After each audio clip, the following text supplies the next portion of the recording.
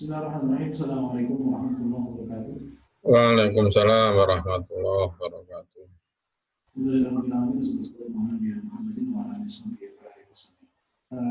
Pada kesempatan kedua ini kita akan mengadakan ujian melamar skripsi dari mahasiswi atas nama Syekh Abdul Latifah yang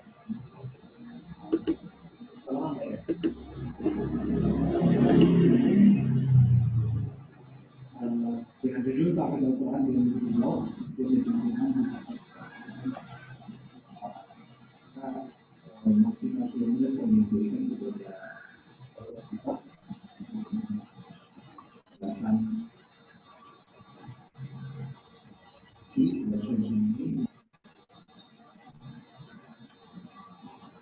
saran dari pertama.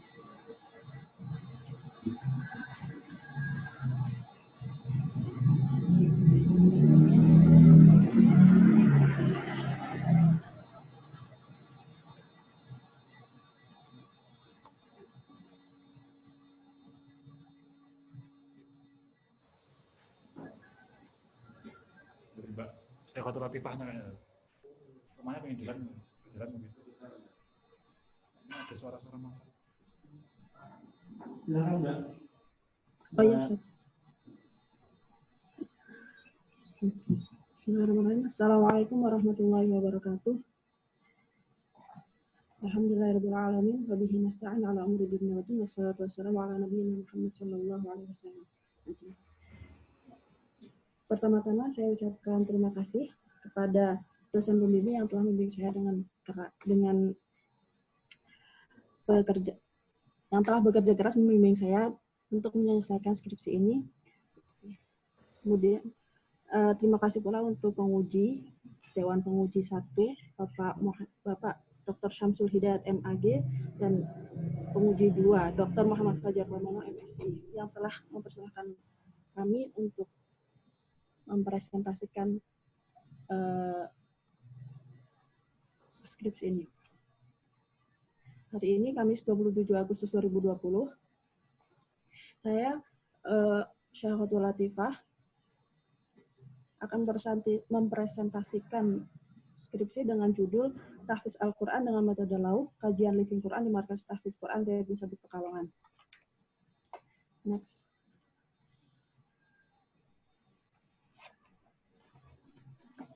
Yang pertama, latar belakang masalah. Salah satu keistimewaan Al-Quran adalah kemurniannya yang akan selalu terjaga. Dan salah satu sebab terjaganya hal tersebut adalah banyak kaum muslimin yang menghafalkan Al-Quran sebagaimana disebutkan dalam Quran surat Al-Hijr ayat 9 yang berbunyi inna nahnu nazzalna dzikra wa inna lahu lahafidun. Syekh Abu Hasan Al-Mubarakfuri pernah menyatakan bahwa hati yang di dalamnya tidak terdapat Al-Quran menjadi hancur. Itu karena hidupnya hati dengan iman dan bacaan Al-Quran. Oleh karena itu, memiliki anak-anak yang melazim Al-Quran, menghafal dan mentadaburnya dalam keseharian adalah harapan setiap keluarga muslim. Sehingga banyak keluarga muslim berlomba-lomba ingin memiliki anak hafidz Al-Quran dengan berbagai metode. Dari berbagai metode yang ada, penulis cenderung tertarik dengan metode yang diterapkan oleh Markas Tahfidz Quran Zaid bin Sabit Pekalongan, yang mana metode tersebut berbeda dari kebanyakan markas pondok-pondok tahfidz lain, yaitu dengan metode Lau. Dengan ini, keberadaan Markas Zaid bin Sabit diharapkan bisa menjadi alternatif bagi masyarakat Muslim yang ingin memiliki anak hafidz Al-Quran. Kemudian rumuskan masalah di sini. Yang pertama, bagaimanakah pelaksanaan tahfidz Al-Quran di Markas Tahfidz Quran Zaid bin Sabit Pekalongan, serta bagaimanakah resepsi santri terhadap tahfidz Al-Quran di Markas Tahfidz Quran Zaid bin Sabit Pekalongan. Kajian pustaka, penelitian terdahulu yang relevan dengan penelitian ini ada beberapa, di antaranya di sini kami menyantumkan 3, yaitu Rahman Nur Azizah dari Stein Ponorogo yang berjudul Tradisi Pembacaan Surat Al-Fatihah dan Al-Baqarah Kajian Living Quran di PPTQ Aisyah Ponorogo. Yang kedua, Erwanda Safitri dari UIN Yogyakarta yang berjudul Tahfidz Al-Quran di Ponpes Tahfidzul Quran Maunah Sari Bandar Kidul Kediri Studi Living Quran. Dan yang terakhir, yang ketiga, yaitu Muhammad Najmin Mirfan dari IAIN Surakarta yang berjudul Resepsi Kegiatan Tafsir Pagi Kajian Living Quran di STIT Nur Hidayah Surakarta. Metode penelitian, jenis penelitian ini yaitu menggunakan penelitian lapangan atau field research yang menggunakan metode penulisan deskriptif, analitik, kualitatif. Yang mana teknik analisa datanya menggunakan wawancara, observasi, dan dokumentasi. Lalu subjek penelitiannya yaitu pengasuh markas Tahfidz Quran Zaid bin Sabit, pengajar markas, dan sebagian santri markas. Sumber data dari informan, dokumen yang ada, perpustakaan, dan tempat penelitian yaitu markas Tahfidz Quran Zaid bin Sabit Pekalongan.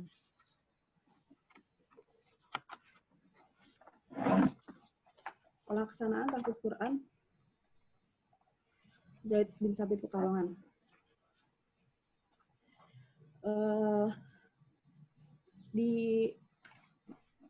Di markas ini dilaksanakan pelaksanaan tahfidz Quran di markas ini dimulai dari hari Ahad hingga hari Kamis, karena di hari Sabtu khusus untuk materi-materi yang bersifat teori, bukan menghafal. Dan untuk metode atau langkah-langkah menghafal Al-Quran di sini ada beberapa langkah. Yang pertama yaitu saya memerintahkan santri, saya atau ustadz memerintahkan santri agar santri menulis kadar hafalan dalam jumlah tertentu yang akan disetor yang akan disetorkan, menulisnya di atas lauh, di mana dengan memperhatikan beberapa aspek yaitu kemampuan santri untuk menghafal, memperhatikan jam belajar yang dikhususkan untuk menghafal, memperhatikan kondisi santri, apakah dia santri baru atau santri lama, dan membimbing santri secara bertahap dalam menghafal. Nah, kemudian langkah kedua yaitu ada tashih yang dilakukan oleh senior, terus lalu kemudian jika santri dilihat mampu membaca apa yang telah ditulis, saya akan mengarahkan kepada hal berikut yaitu mulai menghafal, lalu mengeraskan suara selama proses menghafal sebatas memperdengarkan dirinya sendiri, berusaha membaca dengan pelan, tidak tergesa-gesa dengan memperhatikan hukum-hukum tajwid secara umum. Lalu setelah hafal, santri menyetorkan kepada senior di markas itu. Lalu setelah dinyatakan oleh seniornya itu santri sudah mampu, baru si santri menyetorkan kepada syekh atau ustadz yang ada. Jika sudah bagus, dinyatakan lulus, dan jika belum, santri dipersilakan untuk mengulanginya lagi hingga hafal. Kemudian santri tidak diperkenankan menghapus apa yang telah ditulis di lauh, kecuali setelah menghafal dengan betul. Kemudian membagi hafalan harian menjadi 2, hafalan lama dan hafalan baru, seimbang membagi waktu dalam menghafal hafalan baru dan murojaah hafalan lama. Kemudian komitmen murojaah untuk melakukan wirid murojaah setiap hari. Kemudian tahap-tahap pengawasan, yang pertama saya atau guru membuat program-program khusus untuk santri-santri yang telah khatam Al-Quran atau yang hampir menyelesaikan hafalan. Program wajib tasmi' hafalan. Hal ini diperlukan santri selalu dalam keadaan siap kapanpun diminta setelah dan serta mengikis kebiasaan buruk yaitu malas murojaah sehingga menyebabkan hilangnya hafalan. Bertahap ketika memperlakukan santri-santri dalam menentukan kadar dan jumlah murojaah hafalan mereka sampai pada batas tertentu di mana hafalan mereka tidak dikhawatirkan hilang. Hal tersebut bisa dilakukan dengan memberikan tugas setoran. Yang pertama mungkin khatam 30 juz dalam 1 bulan, kemudian dalam 15 hari, dan hingga khatam dalam sepekan.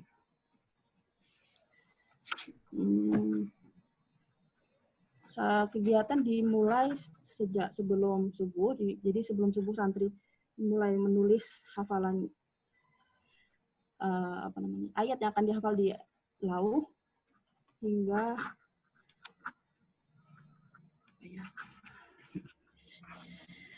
kemudian menyetorkannya, dan proses belajar mengajar selesai hingga jam 9:30 malam. Kemudian next. Apa Ustaz? Diringkas ke hasil. Cukup Oh, kok, iya. kita penguji itu sudah baca kok. Oh iya Ustaz. Yang penting abstraknya itu penting. Ya. Oh iya. Hmm. Next terus. Hasil penelitiannya. Hasil penelitiannya.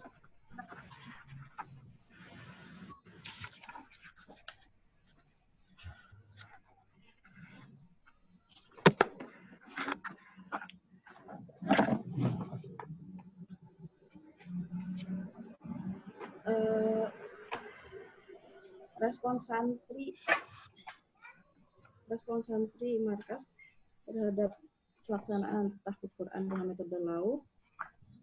Ada beberapa respon santri. Yang diantaranya ada yang mereka merasa senang atau terbantu dengan menggunakan metode ini. Rata-rata mereka merespon dengan senang karena dengan metode ini proses menghafal menjadi lebih fokus dan hafalan semakin kuat sehingga tidak mudah lupa.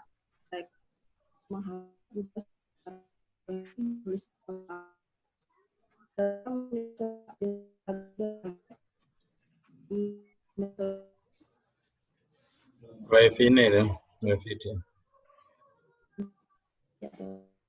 Sehingga masih merasa kesulitan.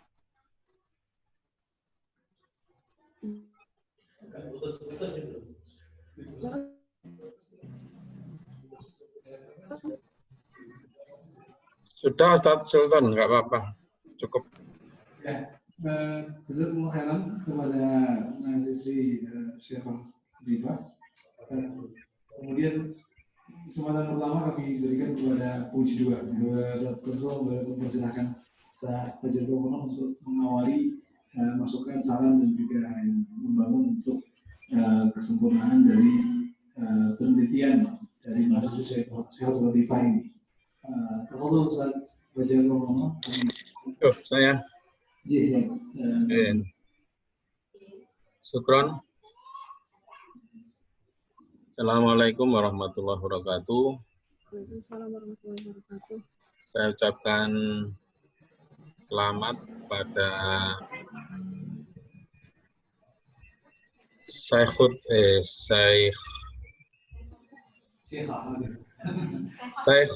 Latifah. Iya, Ustaz. Master berapa Syaikhatul Latifah? Master berapa Syaikhatul Latifah? Wajar nggak hidup. Kakak dengar dari halo. Syaikhatul Latifah. Hilang jangan-jangan ini, Tat. Dipastikan dulu Ustaz Sultan, sudah connect belum? Syaikhatul Latifah masih adakah?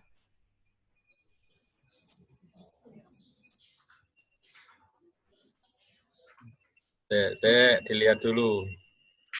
Dipastikan dulu. Makanya saya mau ngomong sama siapa? Sabar dulu. Ya. Sugeng rawuh, Ustaz Samsul. Syukron atas rawuhipun, share ilmunya. Iki. Hei, muncul, Sudah, saya Syaikhatul. Iya, Ustaz. Antum semester berapa Syaikhatul Latifah? Yang ringan-ringan dulu. 14. Semester 14, Ustaz. 14. Jangan loh ya. Apa namanya? Jangan keras-keras, nanti kedengeran Ustadz Samsul Hidayat.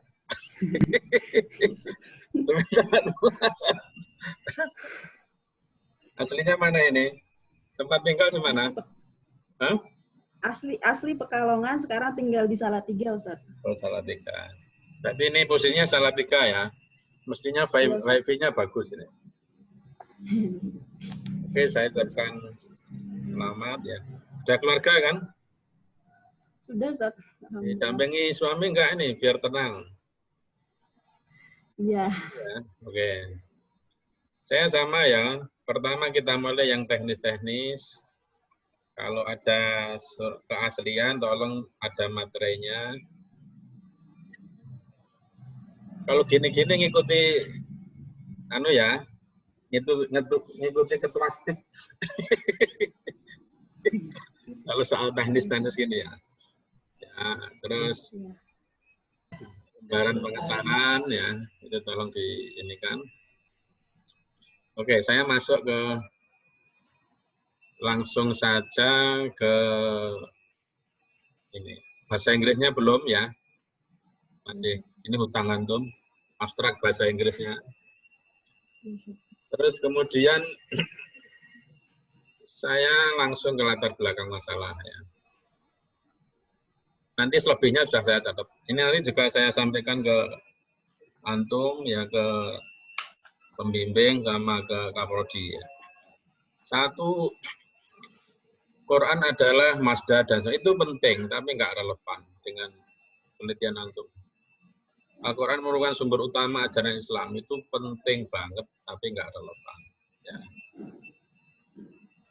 Termasuk oleh karena memiliki anak yang menzalimi malazim Quran, menghafalkan juznya, itu juga penting tapi tidak. Justru menurut saya, kalau memang ini kan living Quran ya, ini antum munculkan aja, kenapa antum milih markas tabit, ini sudah bagus. Terus kenapa milih tentang metode lauh ya, itu yang harus dieksplorasi, ini yang kurang dari antum. Kenapa misalnya eksplorasi aja dari kasus Aljazair, Maroko, Tunisia, Libya, itu kayak sedikit kan. Nah, mungkin yang terkait dengan tujuan penelitian itu hanya satu paragraf terakhir. Ini tolong dieksplorasi. Oke. Terus kemudian untuk rumusan masalah ya, ini kan living Quran ya. Saya cenderung ini resepsi apa persepsi? Halo? Resepsi, respon. Resepsi. Resepsionis ya. Persepsi apa resepsi? Resepsi respon. Respon. Memang persepsi ada lagi beda. Tapi sebaiknya kalau living Quran, ini nggak usah pakai ini. Ini aja cerita tentang proses. Nanti sudah saya catat ya. Saya kasih beberapa contoh. Sehingga memang living Quran itu sebaiknya ya, menggunakan research and development. Kembangan dari eksperimen. Sehingga peneliti itu lebih banyak melakukan observasi. Ya. Kelinci kan nggak perlu kita tanyai, kelinci. Terus upama ya, katakanlah memang harus dipaksa untuk diminta. Anak-anak kecil apa mungkin kita mintai pendapatnya? Itu kan juga debatable. Yang ketiga, upama misalnya perlu, kuesioner antum tidak cukup memenuhi syarat sebagai sebuah kuesioner. Makanya kalau menurut saya cukup langsung aja kembali ke laptop, yaitu living Quran. Saran saya, antum pakai living research and development. Coba saya tunjukkan ya. Ini kira-kira punya antum. Maaf. Keliru. Yang punya antum. Sebentar. Ini. Loh, punya antum mana ya? Ada nggak? Sebentar. Maaf. Maaf. Sudah tak buka tadi. Punya Syekhona. Ini nih. Oke. Saran saya ini ya. Syekhona. Kualitatif. Belum muncul, Zat. Ini. Bentar. Nah, inilah. Ini bagus. Juga saya ambil dari teman-teman IKITI ya. IKT apa namanya? IKT Unida ya. Aliyahnya lulusan dari Ibnu Abbas. Ini dia menggunakan ini research and development. Itu melihat tentang proses itu loh. Mulai dari proses, hasilnya kayak apa. Yang sebenarnya judul antum sudah cukup menarik. Metode Law itu misalnya kayak apa ininya? Apa namanya? Itu kan perlu antum cermati gitu loh. Sejauh mana pertama apa namanya alasan dipakainya metode itu apa, terus pelaksanaannya kayak apa, terus efektivitasnya kayak apa, sebelum dan sesudah menggunakan metode Law itu kayak apa. Gitu. Makanya nanti kalau antum gunakan itu, ini sudah saya lampirkan ke catatan saya, nanti bisa antum pelajari. Oke ya.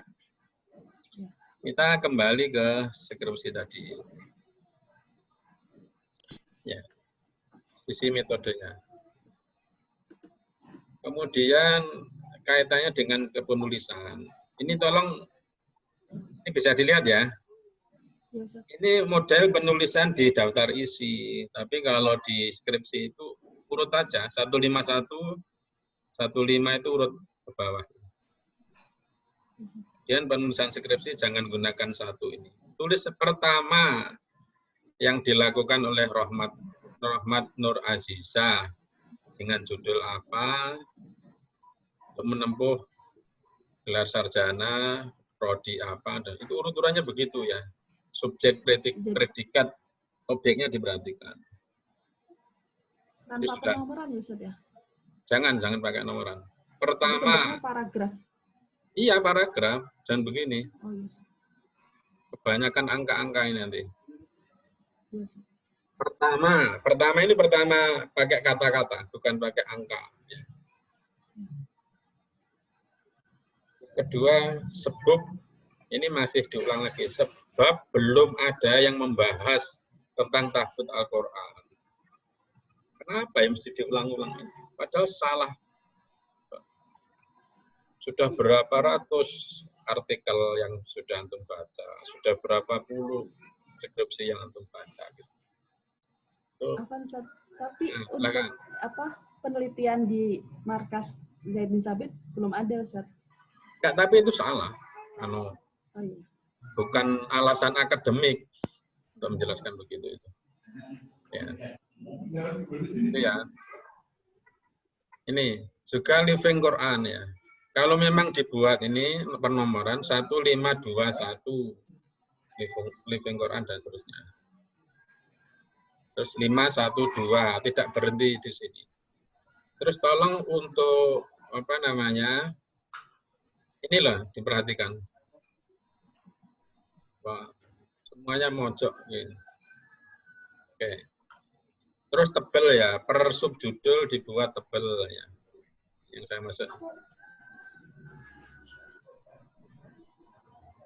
Ya, terus kerangka teori. Nah, inilah saya kata, itu nanti oleh menurut saya ditempatkan di penjelasan pendekatan penelitian. Tahu kok, tiba-tiba konstruksi sosial Bergerian. Malah nggak pernah antum sebut kan tadi dalam presentasi. Karena kalau penguji itu yang dinilai itu bukan yang antum sampaikan, tapi yang antum tulis. Malah ini nggak muncul tadi, saya lihat. Nah, itu sebaiknya kalau memang tetap ada, itu masuk di penjelasan penelitian, pendekatan penelitian. Di pendekatan penelitian. Nanti saran saya di research and development. Pembuatan paragraf, terus ini yang saya maksud garis begini itu tolong dikasih jarak ya, jangan nempel-nempel. Terus objek penelitian, oke. Apa bedanya teknik analisa dengan teknik pengumpulan data? Telepon. Halo? Apa bedanya teknik pengumpulan data dengan teknik analisa data? Sama sih. Teknik pengumpulan data sama teknik analisa data. Apa bedanya? Menyamakan antara teknik analisa data dengan teknik pengumpulan data. Ini malah pengumpulan datanya nggak ada. Ya kan? Yang mestinya ini teknik pengumpulan data dianggap teknik analisa data. Wawancara, observasi, dokumentasi, itu namanya teknik analisa data. Tematika bahasan nggak usah. Terus, ini saja gambaran markas David bin Sabit Pekalongan. Ini tidak perlu dimasukkan kalau di bab 2. Langsung saja di profil, terus latar belakang sejarah berdirinya dan perkembangan David, ya.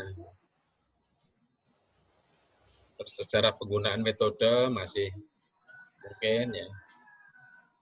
Oke, terus kemudian ini loh hal-hal yang mungkin perlu tapi sebenarnya tidak ada relevansinya. Misalnya tentang pendaftaran, ya biayanya berapa. Ini apa hubungannya dengan metode law? Coba nanti antum cek di bab ini. Apa? Bayarnya berapa, tanggal berapa. Ya, ini nih coba. Dibayar di BNI Syariah, ini hubungannya apa dengan metode law? Ya. Dan nanti tepat dimasukkan di bab 3. Kaitannya kalau kurikulum masuk aja di bab pembahasan bab 3. Kalau living Quran, ya, kita kan ingin melihat bagaimana Quran hidup di masyarakat. Lah sebagai seorang peneliti itu posisi antum apa? Kan? Lakukan observasi. Yang dominan sebenarnya living Quran itu observasi, tepat di research and development tadi. Nah, ini kan coba program ijazah, biaya pendaftaran dan masuk, ini loh hubungannya apa dengan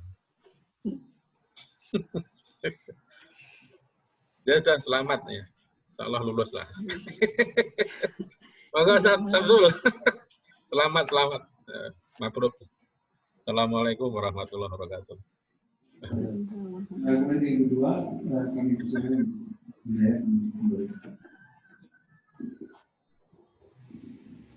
Assalamualaikum warahmatullahi wabarakatuh. Waalaikumsalam. Nah, Syekh Ahmad sudah selesai tentang living Quran. Tahfidz Al-Quran Metode kajian living Quran di Markas Tahfidz Al-Quran Zaid bin Sabit. Saya akan jujur saja dengan saudara. Itu pembahasannya tentang living Quran tidak nampak di sana. Jadi judul Anda ada kajian living Quran itu penjelasannya bagaimana? Penjelasan living Quran terkait dengan implementasi metode law itu. Dan ketika kerangka teori, mestinya kerangka teori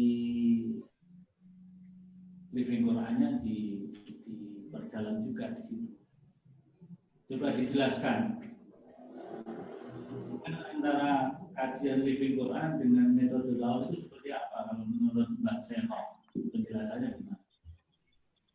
Karena di skripsi belum begitu tampak.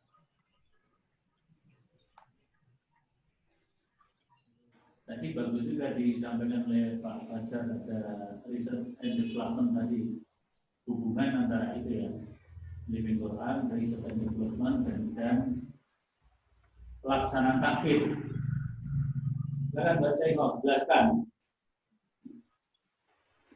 Anda pakai kata living Quran itu penjelasannya gimana? Dikaitkan dengan pelaksanaan tahfidz itu. Bisa nggak dijelaskan?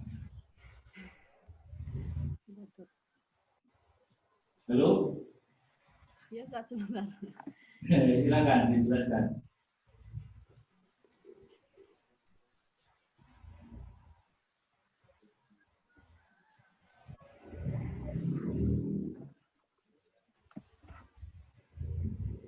Kenapa Anda pakai Living Quran itu kenapa?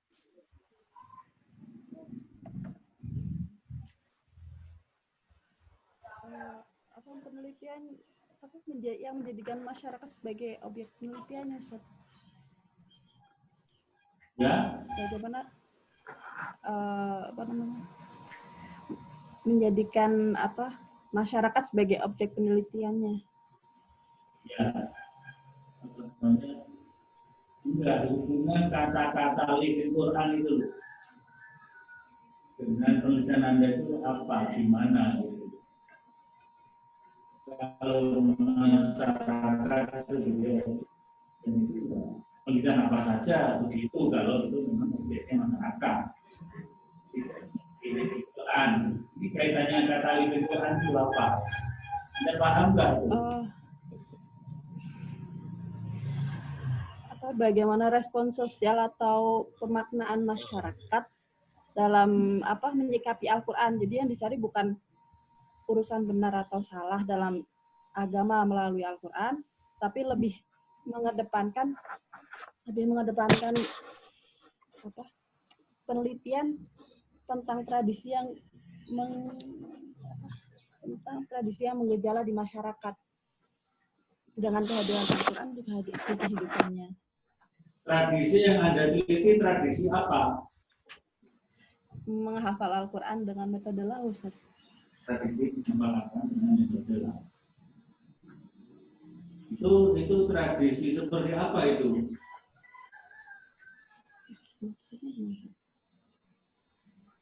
Dikaitkan dengan Living Quran itu gimana ini?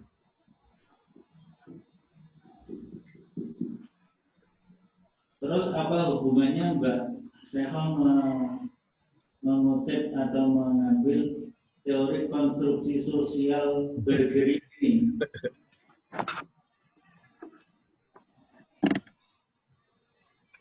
Terlalu jauh menjadi.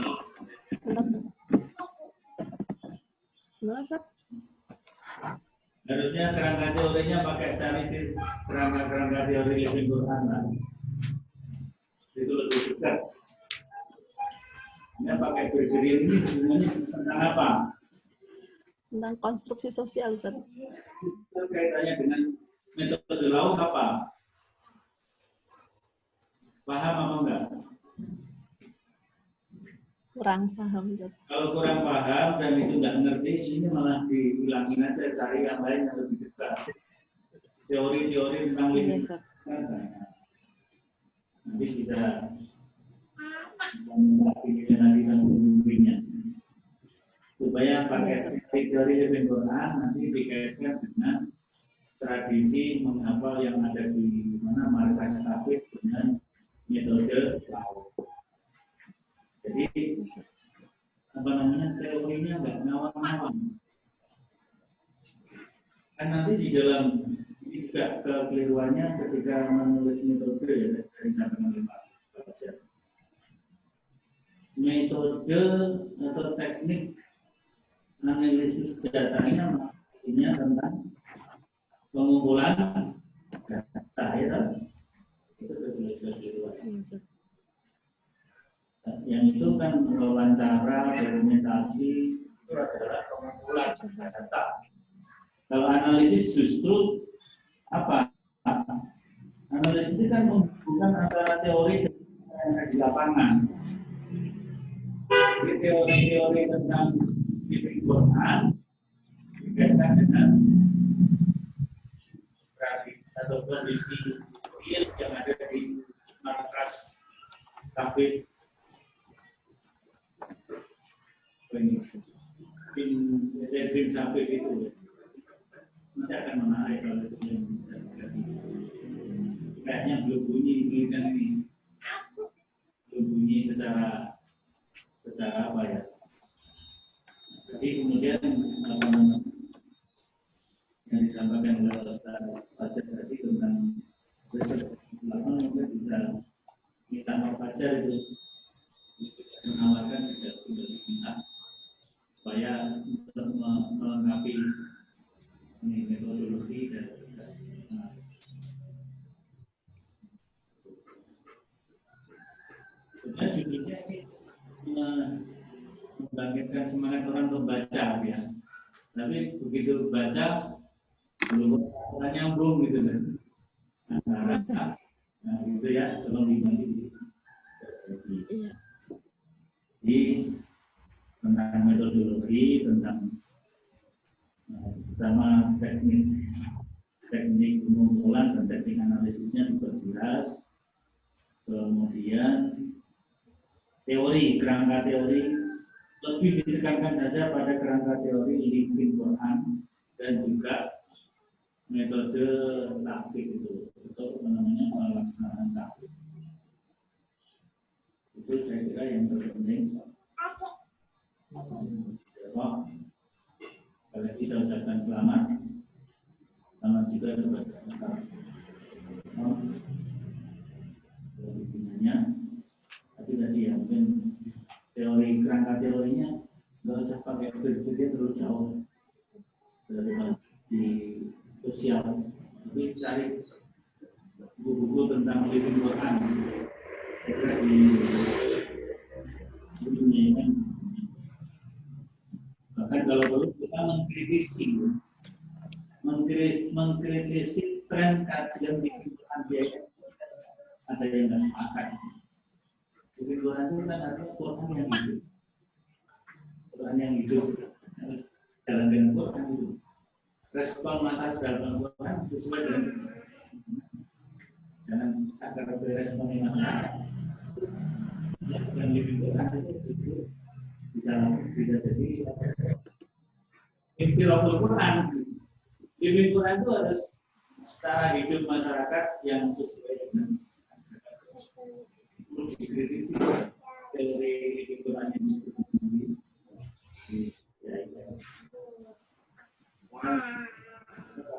meluruskan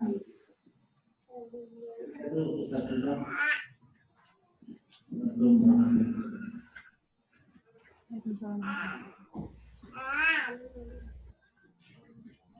Alhamdulillah.